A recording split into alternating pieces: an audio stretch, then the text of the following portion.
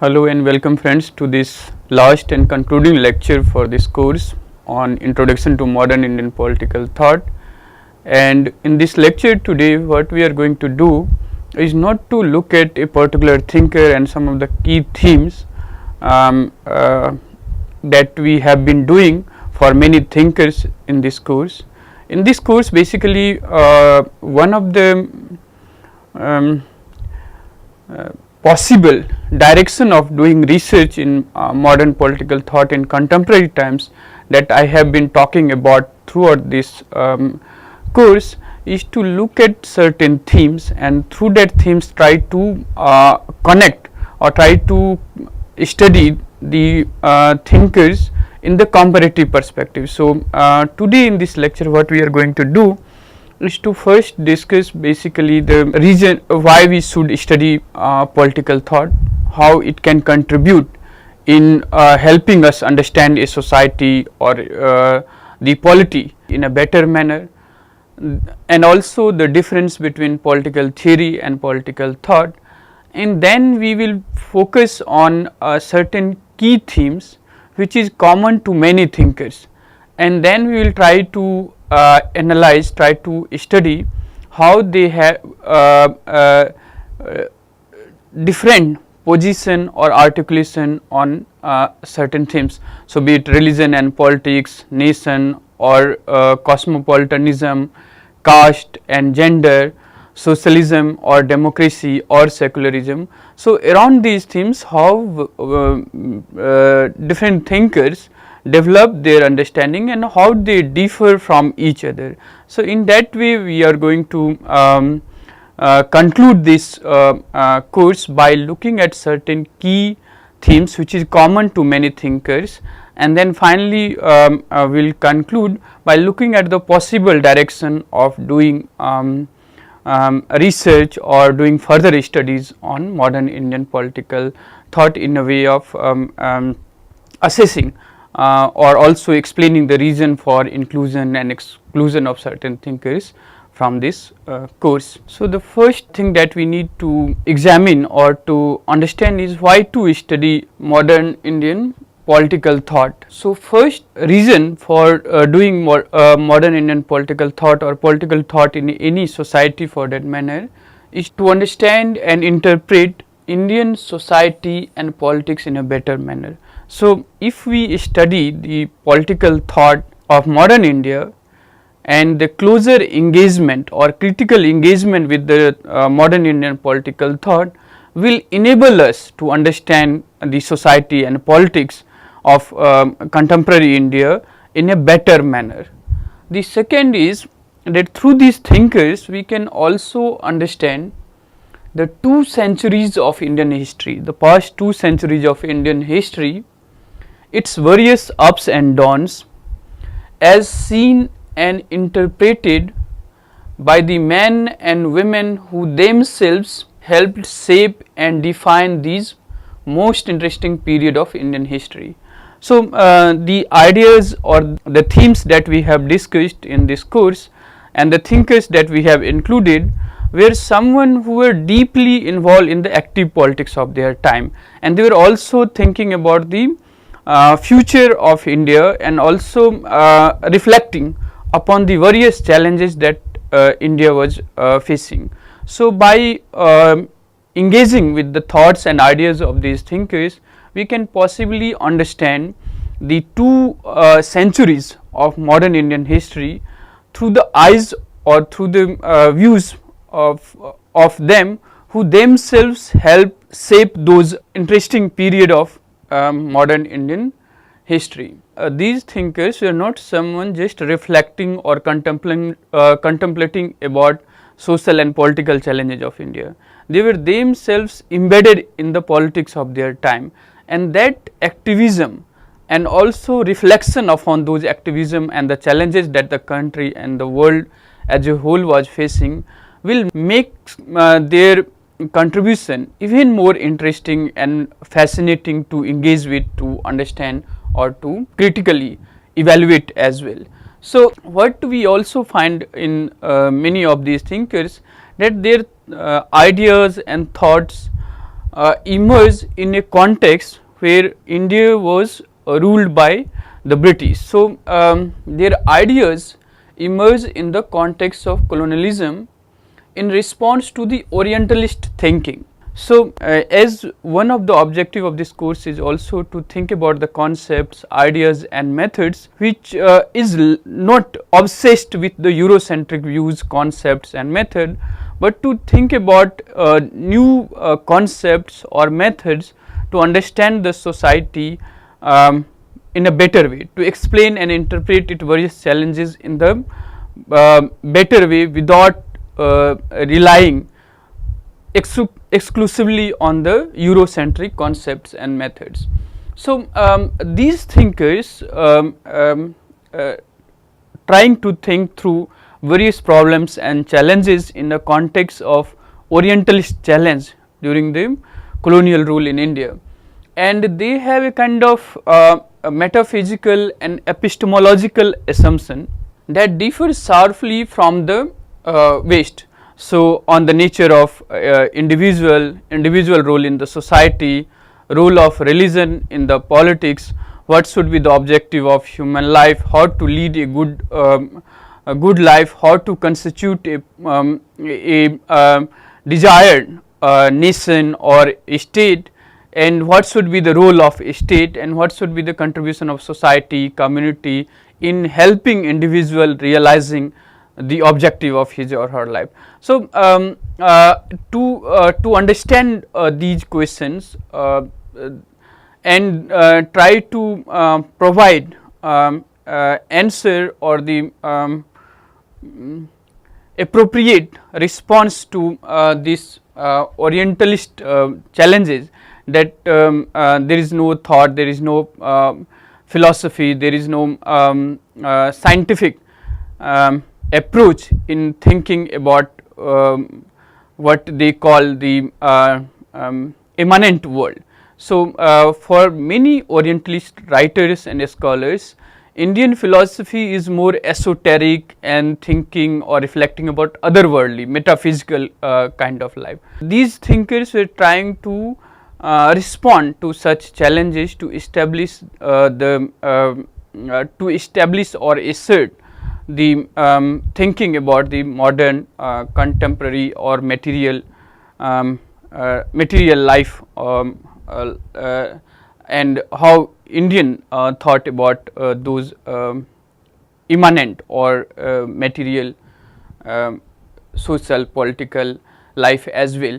In doing that, they have a metaphysical and epistemological assumption which is sharply different from the metaphysical or the epistemological assumption of the West, talking about individual or society or the relationship between individual and society, or society and state, or individual and the state, in a very different manner that we have in the Western political thought. To understand these things, to understand the society better, to understand how modern Indian political thought emerged in a context of colonialism and in response to the Orientalist challenges, and also to see the unfolding of 2 centuries of modern Indian history through the eyes or through the views of those who themselves helped shape such unfolding or such processes, Indian political thought and closer engagement with the Indian political thought will help us to understand these things in a better manner. Second point that I want to discuss is, some of you have asked these questions also, the difference between theory and thought. So, there is no as such hard and fast watertight compartment between political theory on the one hand and political thought on the other hand. You will find many concepts or ideas overlapping between these 2 sub-disciplines of politics, because essentially both of them are talking about the politics in a society or in a country. So, however, one can make an analytical distinction between political theory on the one hand and political thought on the other. So, what we find in political theory is a kind of broader or systematic and generalized statements that help in understanding or explaining politics in a country or a society. For example, through the concepts like say freedom, equality, democracy or justice, these are normative concepts, and they have their own connotations or conceptualization. Now, by understanding these concepts, we try to understand or explain the politics of any society. So, whether that society or politics in that society is democratic or not, we can understand or explain better if we understand this concept of democracy first, or so is the case with the concepts like liberalism, freedom or equality, justice, so on and so forth. So, basically political theory enables you, provide us the concept through which we try to understand or explain the politics in a society or a country. So, it is a more broader or generalized statement about politics in a country or a society. Now, in comparison to that, political thought is more limited or narrow to the individual or group of individuals. So, political thought is narrow and limited articulation or reflection upon. These articulation and reflection is done usually by a individual or a group of individual.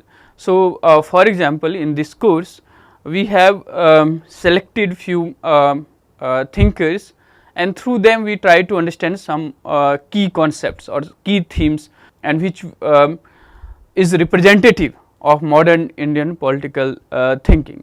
So, these themes we have tried to understand through the writings of some of the key thinkers of modern India. So, political thought in comparison to political theory is considered to be narrow and limited in a sense which is about the reflection or articulation of a individual or a group of individual about the structure and functioning of politics in any society. So, that is a kind of analytical conceptual distinction one can make between political theory and thought, but both are overlapping in more than one ways also. So, for a very long time political theory for its concepts and ideas was dependent on political thought. So, whether it is the concepts of democracy, equality, freedom, justice, state, sovereignty, all these concepts and ideas are derived from the political thought. So, one cannot really make a kind of clear cut watertight compartmentalization between political theory and thought. They overlap more often, and essential feature of both is to understand, explain and interpret politics in a society or a country also. So, in Indian political thought, with closer engagement with Indian political thought, we can also find that it enables or it is conducive for the growth of Indian political theory as well. So, political theory in India, or while explaining about politics in India, there is still excessive reliance on Eurocentric views, concepts and methods. By this is my proposition, by closer or critical engagement with modern political theory, we can derive or we can develop certain vocabulary, concepts and methods to explain or understand Indian society and politics in a better manner. So, now if you look at the major concerns of modern Indian political thinkers, they were trying to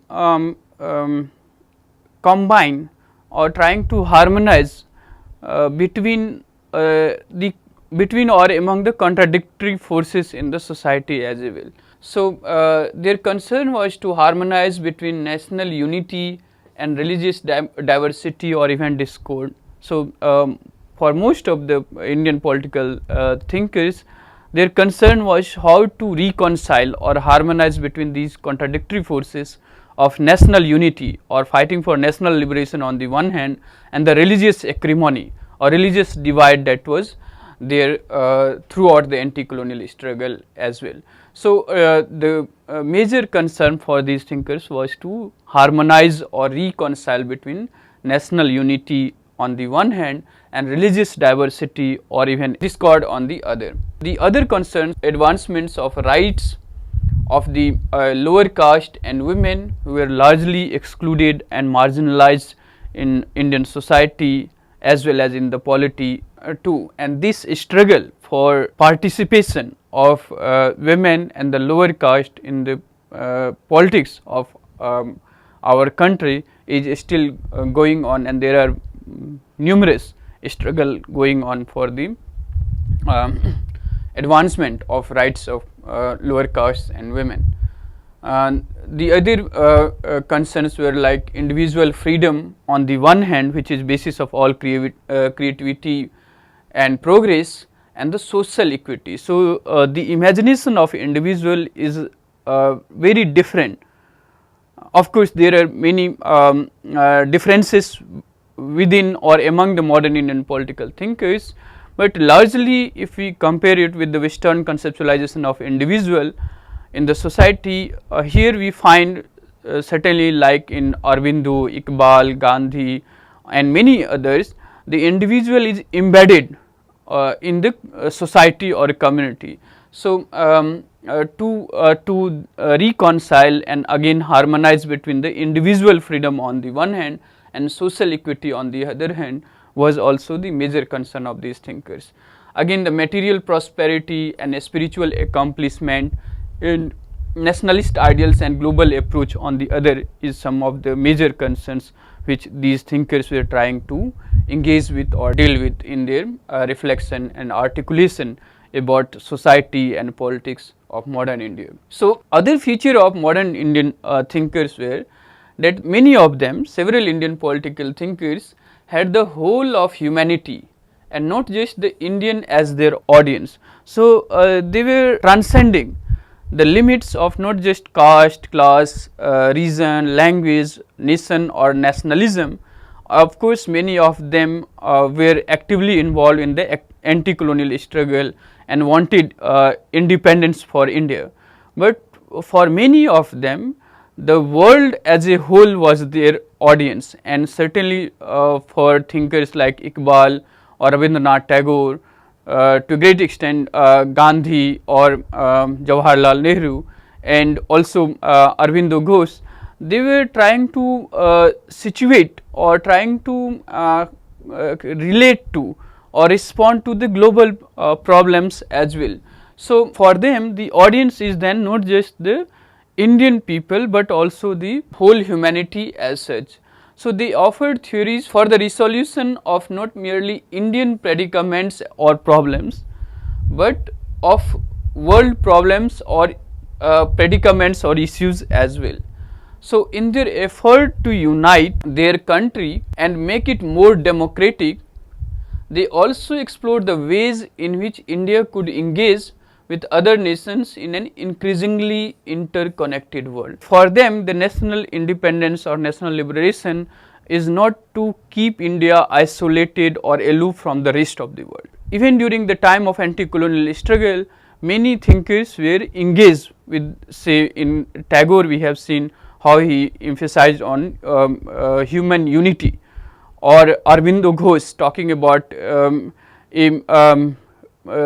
or providing the theoretical basis for a kind of non-European thinking about organizing the world polity in a very very different way. These thinkers, or especially Gandhi, Nehru and Congress, talking about liberation movement in parts of Asia and Africa, and extending the solidarity to their anti-colonial struggle as well. So, for many of them the role of India is not just about ensuring its own independence from the imperial rule of the British, but also to extend its solidarity to the African or Asian countries fighting their colonizers or imperial rule in their countries, and to help in democratizing the whole world, or in bringing about peace, harmony and stability in the world as a whole. So, for them their concern or ideas were not limited to India alone, but it transcended the limits or the boundary of a nation or nationality.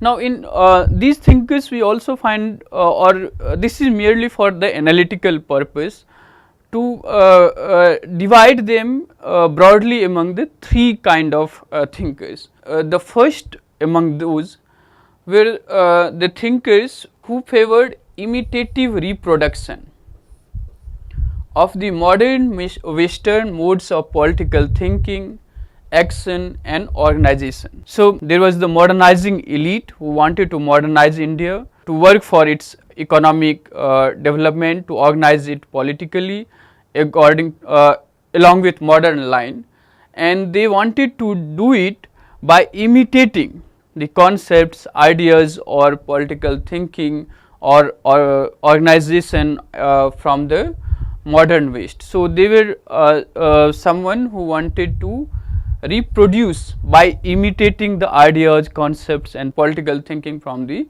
modern West.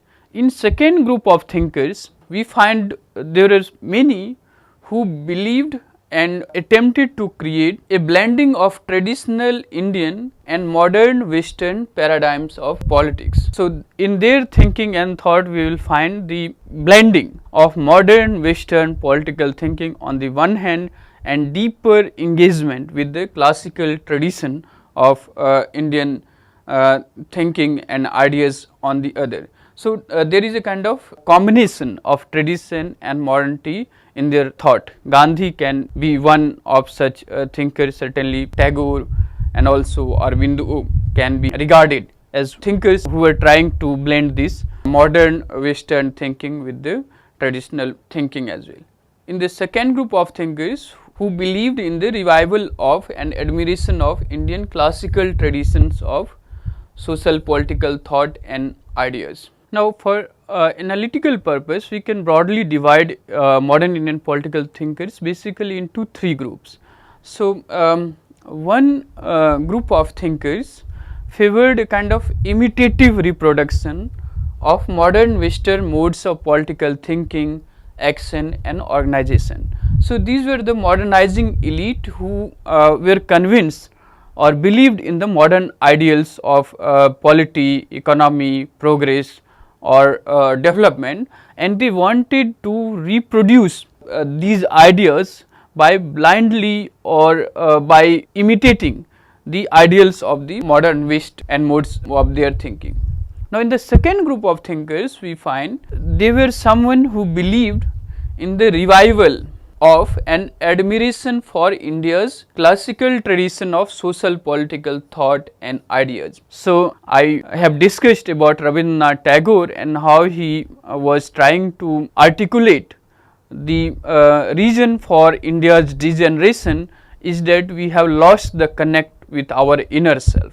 Similarly, in the thoughts of Vivekananda or Aurobindo or even to some extent Gandhi and Iqbal and many others, they were trying to revive or admire the political thinking or social and political ideals that was there in the classical tradition of India, and they wanted to revive such. Even the Jawaharlal Nehru, when we discussed the discovery of India. So, in him there is a kind of blending of modern Western thinking, which is a kind of third group of thinkers who attempted to create a blending of traditional Indian and the modern Western paradigm of politics. So, in their thought and thinking we will find a kind of blending or combination of tradition and modernity. Now, in the rest part of the lecture we are going to discuss some of the common themes and how different thinkers have articulated about these themes. So, first major theme for many of these thinkers was the idea of religion and how it is related to politics. So, religion and politics. So, in the political thought of Ram Mohan Roy, Gandhi, Tagore, Vivekananda, Iqbal, Savarkar and many others, we see how their thought was deeply intertwined with the idea of religion. So, they differ from each other about the understanding of religion and also the role of religion in the politics, but nonetheless religion remains a deeply embedded concepts in their social and political thought. So, in Ram Mohan Roy, to begin with, what we find is a kind of scientific and rational approach to religion, and that scientific and rational approach towards religion allowed many thinkers following Raja Ram Mohan Roy to fight many dogmas, irrational practices and superstitions that was carried out in the name of religion.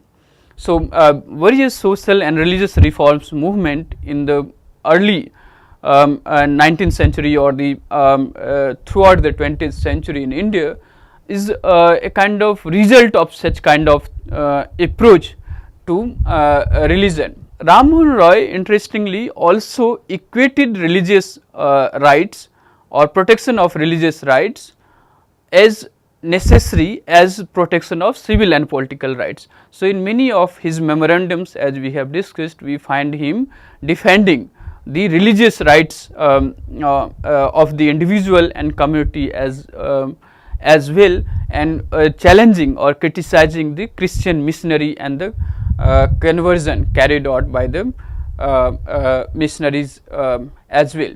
In Gandhi, Tagore and Vivekananda, we can find a kind of practical and pragmatic approach to religion, which is a kind of liberal interpretation based on the inclusion or accommodative principles of other. Now, in the thoughts of Iqbal and Savarkar, certainly in Iqbal, we find the role of religion and using religion as a basis for articulation of nation or pan-Islamic thought as well as in Iqbal. Similarly, in Savarkar we find the idea of Hindu nation or Hindutva based on the religious practices of a particular community in that. So, there is a kind of scientific rational approach to religion towards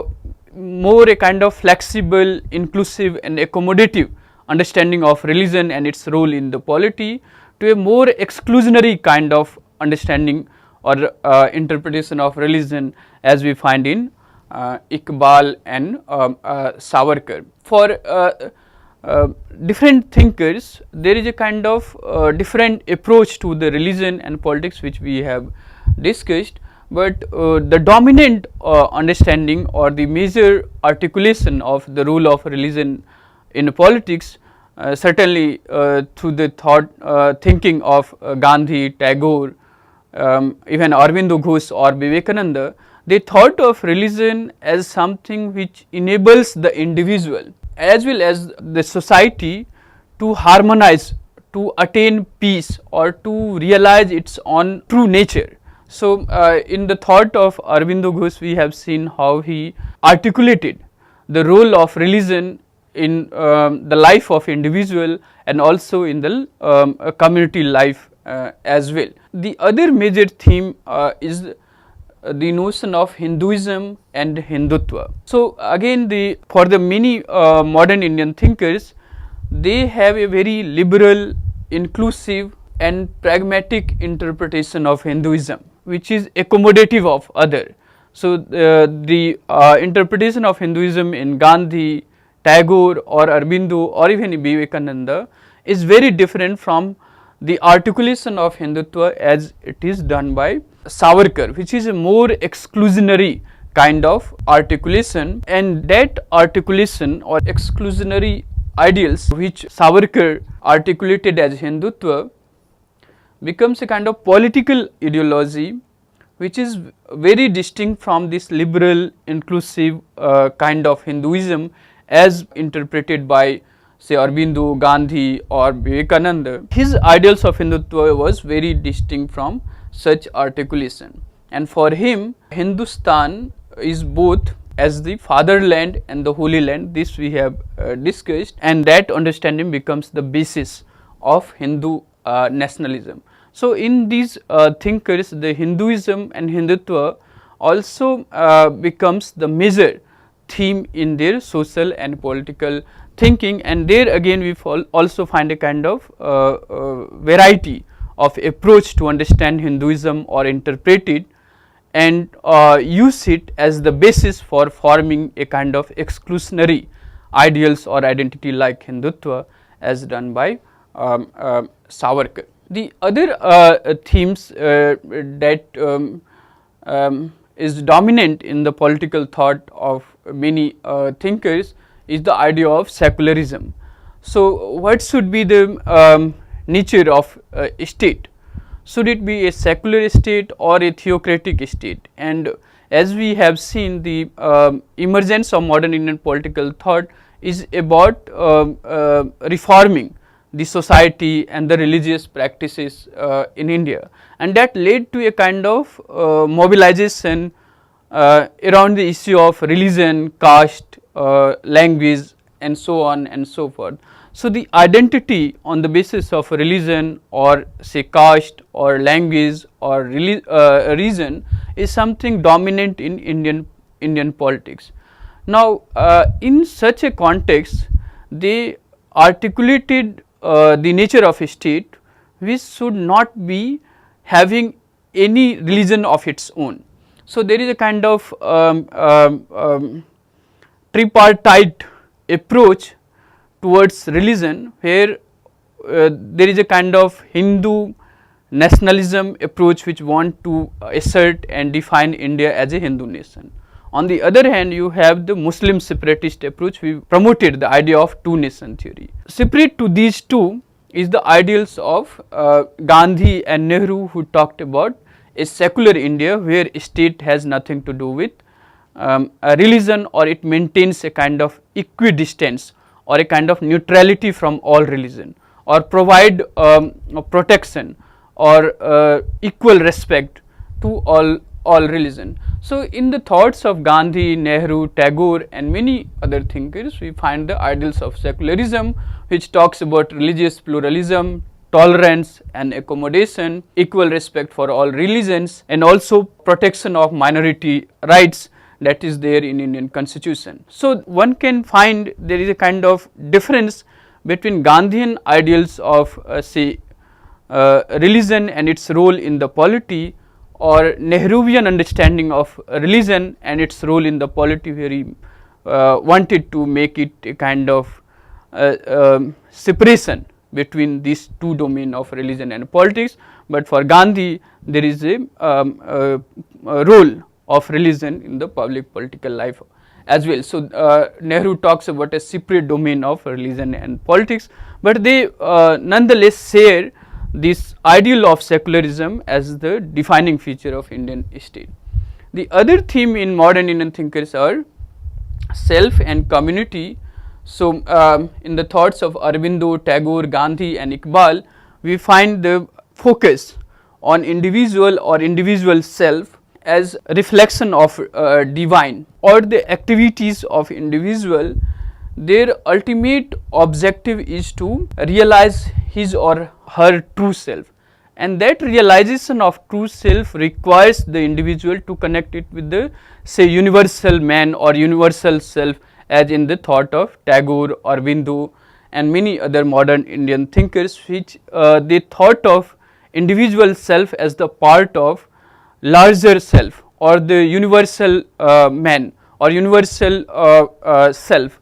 So, this connection of individual soul to the larger universal soul or self is something very unique to modern Indian political thinkers, and therefore, in their understanding of individual is not confined to his or her biological being, but it extends towards the spiritual side of the human existence on the one hand, and the social and the community life on the other hand. So, many of these thinkers also thought about the role of community in the realization of true ideals of the individual. So, and for many of these thinkers, see, as we have discussed in Gandhian ideals of oceanic circle, so there is the kind of interdependence of self and the community, where individual is regarded as the basis of all progress and creativity. So, even when the individual is embedded in the collective life of community, he or she has the freedom to excel his own or her own skill and develop his or her own creativity and contribute in the larger life of the society and community also. So, for many of the modern Indian thinkers, the idea of self and community remains one of the dominant theme. The idea of nationalism again is something very important for many modern Indian thinkers, and they differ from each other as well.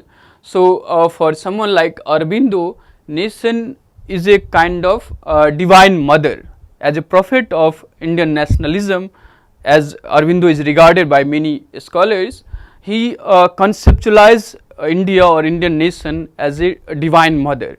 So, from that kind of understanding of nationalism, you have the secular nationalism as in the thought of Gandhi, Nehru and Congress, to a religious conceptualization of nation and nationalism as in the thought of Savarkar or Iqbal or many other Muslim separatist leader. In comparison to that kind of secular or religious nationalism, you also have ideals of Swaraj, which is much broader and bigger than the idea of mere political independence. It is about the self-rule, and self-rule is the ability to govern oneself. So, the anti-colonial movement for national liberation from the British rule, and in that process the ideals of Swaraj in not just political sphere but also in social, economic and individual sphere is something which is very crucial to understand the complexities of thinking or theorization about nationalism. We also have critique of nationalism when the ideals of nation or nationalism was shaping the thinking of many modern Indian thinkers. So, most importantly in the thoughts of Tagore, we have discussed how for Tagore he is not just against a form of nationalism, but the very ideals of nationalism which for him is obstructing the unity between and among the nations. So, instead of mutual love or trust, it's based on selfish interest and develop mistrust among communities or among the nations. So, therefore, in Tagore you have the strong critique of the very ideals of nationalism, when the ideals of nationalism was thinking the thoughts of a separatist or secular nationalist like Gandhi and Nehru. So, similarly in Iqbal, as we have discussed, he was thinking about nation or theorizing it on the basis of Islam, and yet he developed a critique of any kind of nationalism and thought about pan-Islamism or develop a critique of territorial definition of nation and nationalism also. So, in many modern Indian political thinkers, we have seen and discussed how they have different approach or understanding about nationalism. Also on cosmopolitanism and internationalism, we see in the thinking of Tagore, Gandhi, Aurobindo and Iqbal, also Nehru,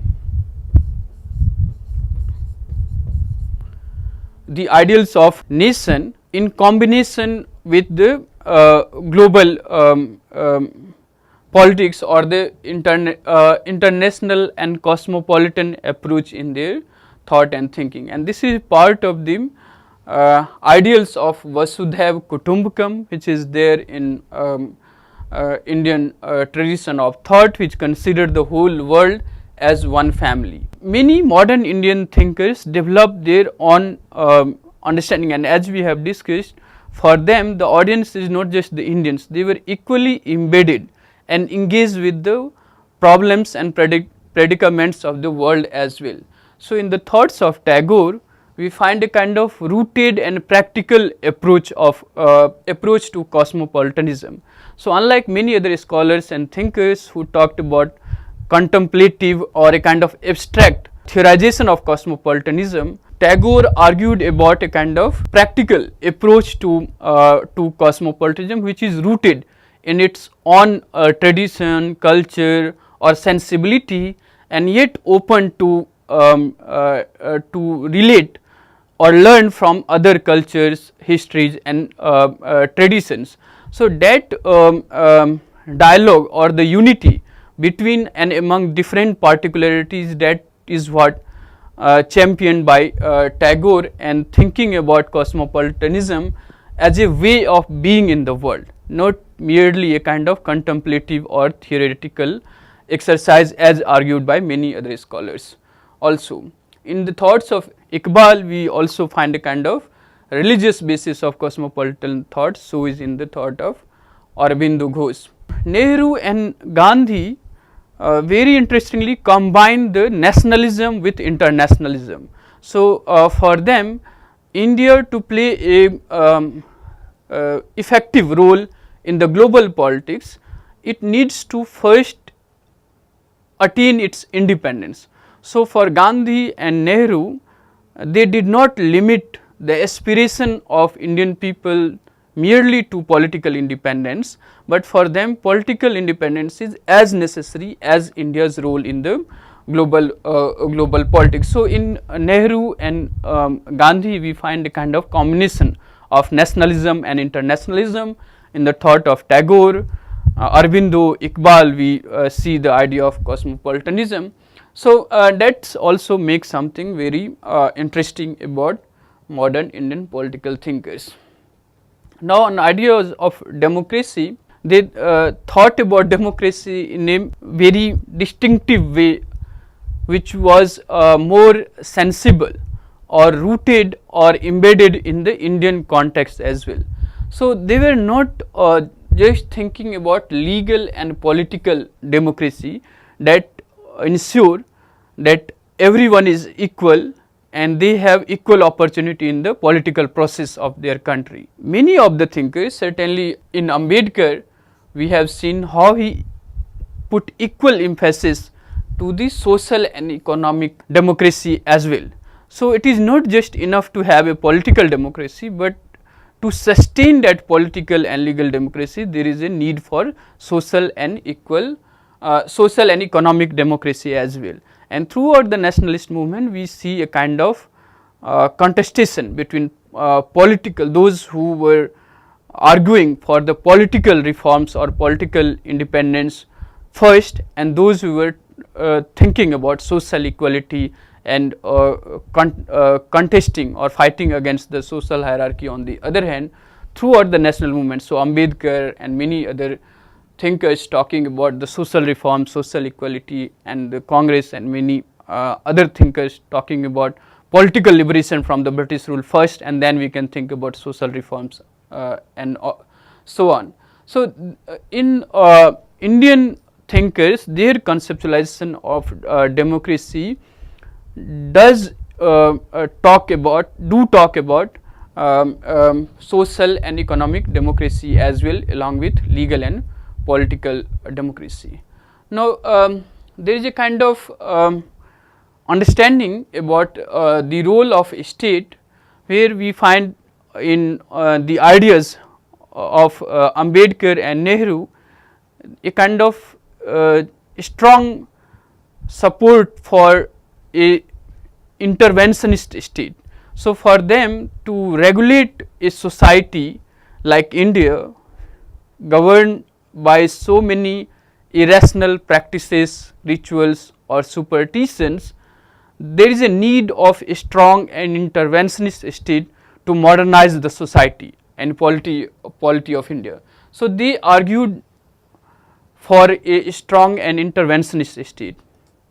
Now, in contrast to that kind of idea, in the ideals of say Gandhi and also Ram Manohar Lohia, we find a kind of decentralized understanding of democracy, where power flows from bottom up rather than top down. Again, on constitutional morality, in the thoughts of Ambedkar, we have discussed how he argued that the constitutional morality is something which we need to nurture. It is not given, or we do not have this culture because we have a constitution. So he wanted Indians to forego certain method of politics which he considered as the grammar of anarchy, such as satyagraha or any means of politics which is extra constitutional. So constitutional morality is something which is also very fascinating to think about, understanding or to engage with understanding of democracy in the thoughts and thinking of many modern Indian thinkers. Again on socialism, we find Lohia arguing for a distinct Indian brand of socialism which is different from both capitalism or communism and also any other isms, so democratic socialism and so on and so forth, and he wanted to conceptualize a very distinct or innovative understanding of socialism which is very distinct from its experience in the Europe, and he was very critical of such Eurocentrism while thinking about socialism. And the Panchmadhi speech that we have discussed is very crucial to understand Lohia's brand of socialism. His idea of Sapt Kranti and a four-pillar state, which is also considered as Chaukhamba Raj, is a kind of combination of Gandhian ideals and also the socialist ideals also, where he talks about decentralized form of democracy from the village to the district to the province and the center. Now in these 7 revolutions again, Lohia tries to restructure Indian society along the socialist line, and his arguments for these reforms in the society, politics and state is something very crucial to understand their thinking about the future Indian society and also the innovative ideals of socialism that we have in modern Indian political thought.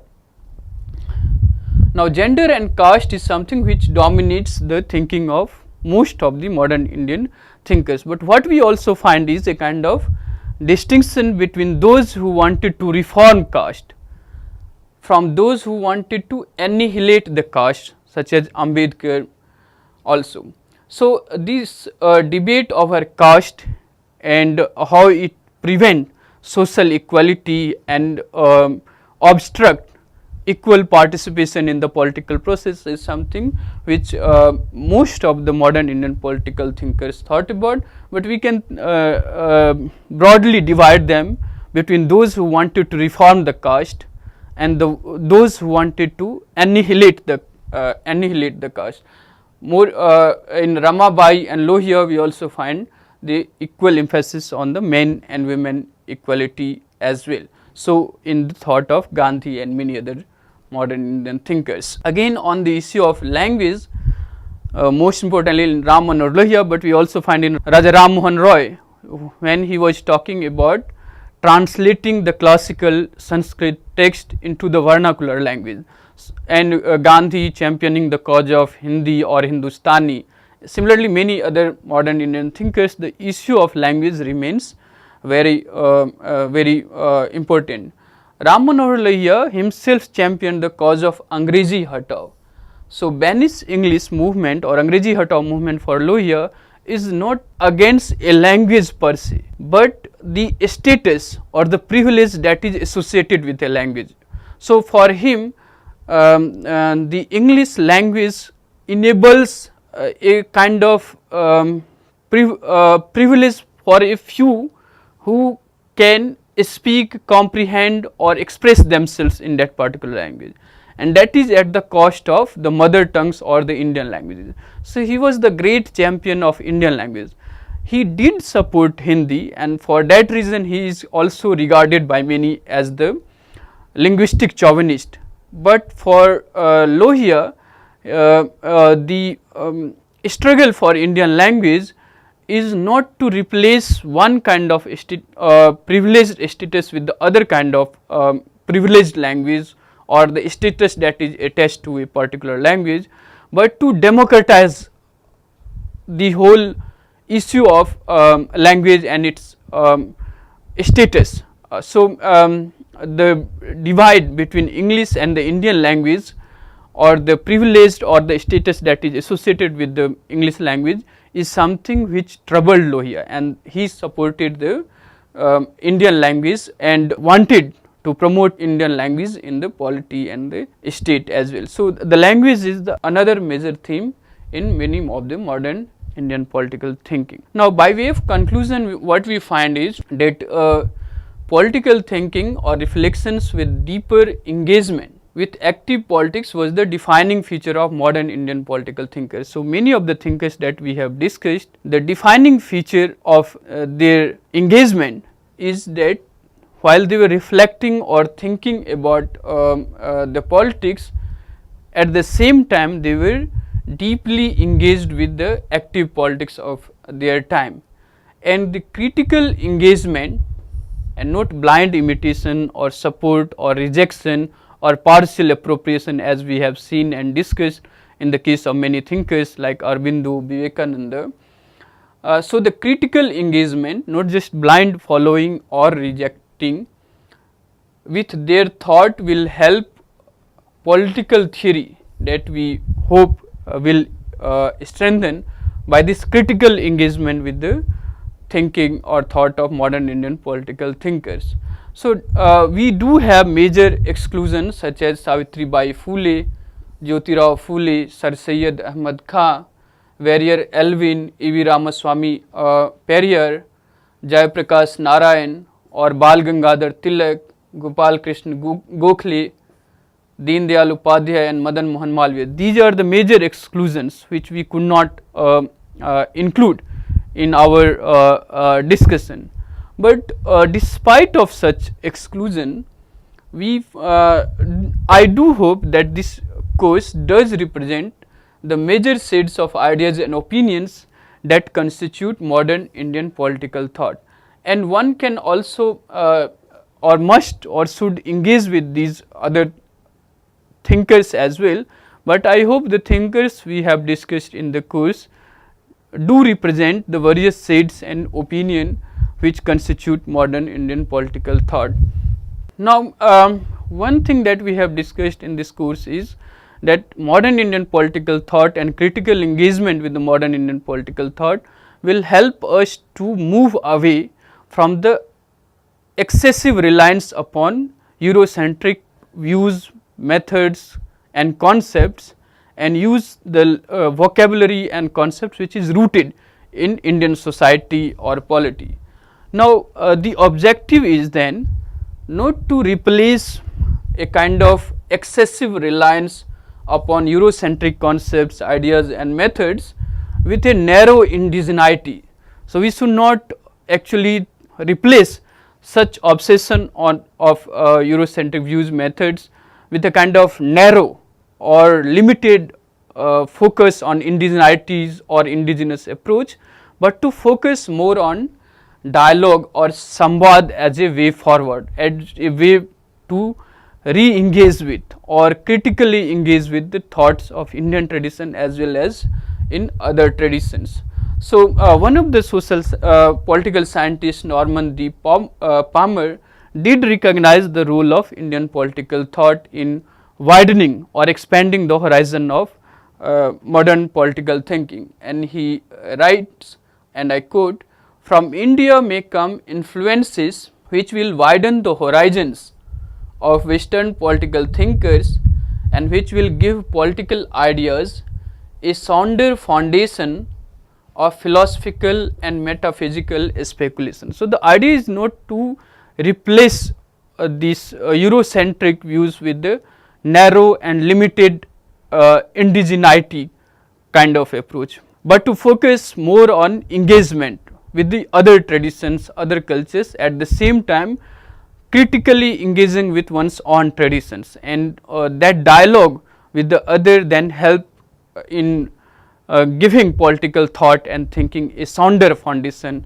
or a kind of expanded horizon rather than a kind of limited or narrow approach, either Eurocentric or a kind of narrow limited indigeneity kind of approach. The more fruitful exercise of doing political thought would be to move away from thinkers specific thought to thematic study, engaging with them in a social context within a particular temporality.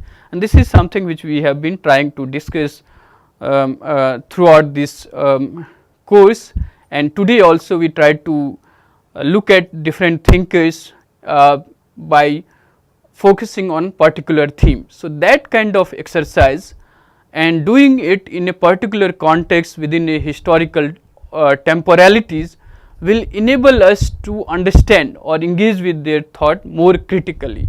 So, this method of doing political thought will be more fruitful, and engagement with various Vasa traditions, which I have emphasized in my introductory lecture as well, will also help us understand various critical dimensions and complexities of modern Indian political thought. So, modern Indian political thought is much broader than the thought and thinking of merely key thinkers, and even while doing that, we have seen that we have excluded a number of other major thinkers while trying to understand the major debates and ideas that constitute modern Indian political thought. The engagement with the Vasa traditions or Indian languages will enable us to understand the complexities or the various critical dimensions of modern political thought in a more broader way. The significant aspect of these thinkers are that their ideas and concepts continue to shape the public political discourse of our country even in contemporary times, and in fact we can better understand and explain the contemporary challenges of our politics by critically engaging with the ideas and political thought of these thinkers. So, that is the major objective of this course, through which we hope that we can better understand and explain the contemporary challenges that the country is facing. So, that is how I have tried to look at and discuss some of the key themes of the major thinkers of modern Indian political thought, and I hope you have enjoyed this course. Let us know your feedbacks and comments, and thank you. Thanks for listening.